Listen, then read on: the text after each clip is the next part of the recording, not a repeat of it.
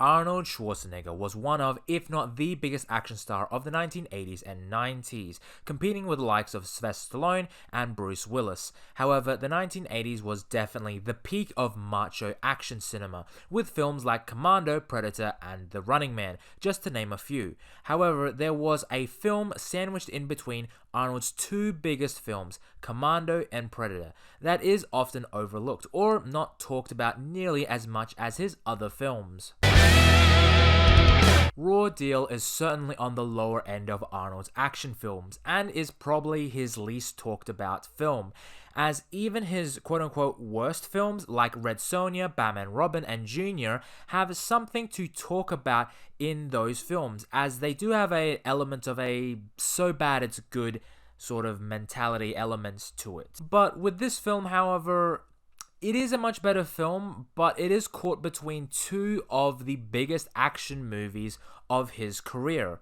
So let's get into discussing Arnold's most underrated flick and see if it is worth remembering. But before we discuss it further, why not hit the subscribe button and ring the bell icon? It really helps with the channel and keeps me going. With that, let's get on with the video. Watch yourself. Don't worry.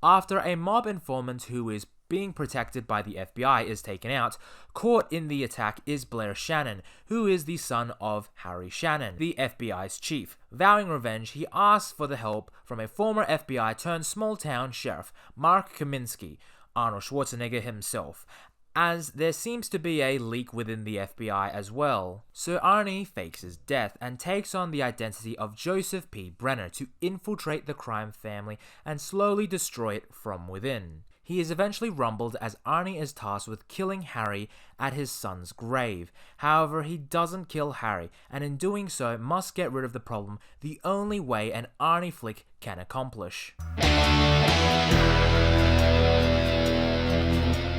Yep, Arnie gears up as we lead into two action set pieces. The first is to hype you up, and the second is to climax and crescendo the entire film.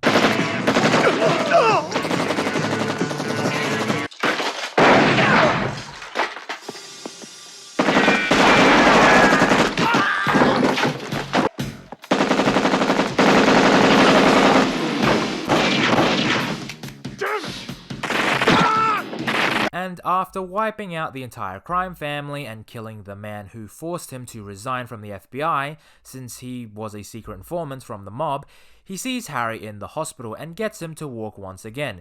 And that's the general outline of the film. Too damn tired. That doesn't surprise me. 100 years of police work in a single afternoon. Raw Deal has a pretty basic setup for a crime thriller. Man must go undercover and infiltrate a crime family to bring it down from the inside. He is eventually discovered and then proceeds to wipe out the entire crime family.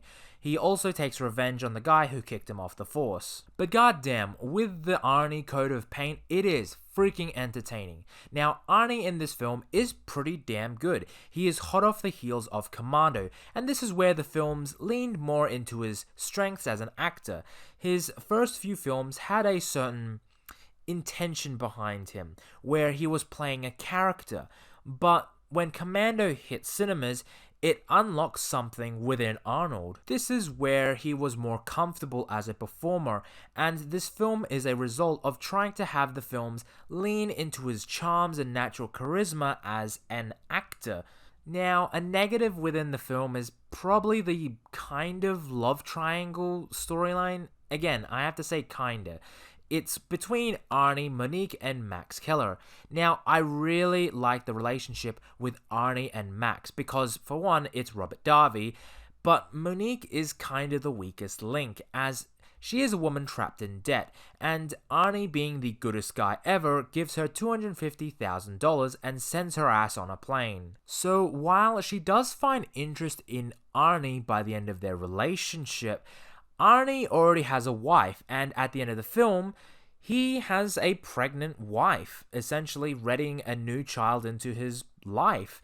And it sort of feels at odds because, like, obviously they try and develop this relationship with Monique and Arnie, but because of the fact that he has a wife and he's the goodest guy ever, there is nowhere else to go besides the fact that it just sort of ends with them being, I guess, kind of friends or helping out each other. And another thing, when Max dies, it kind of feels unsatisfying.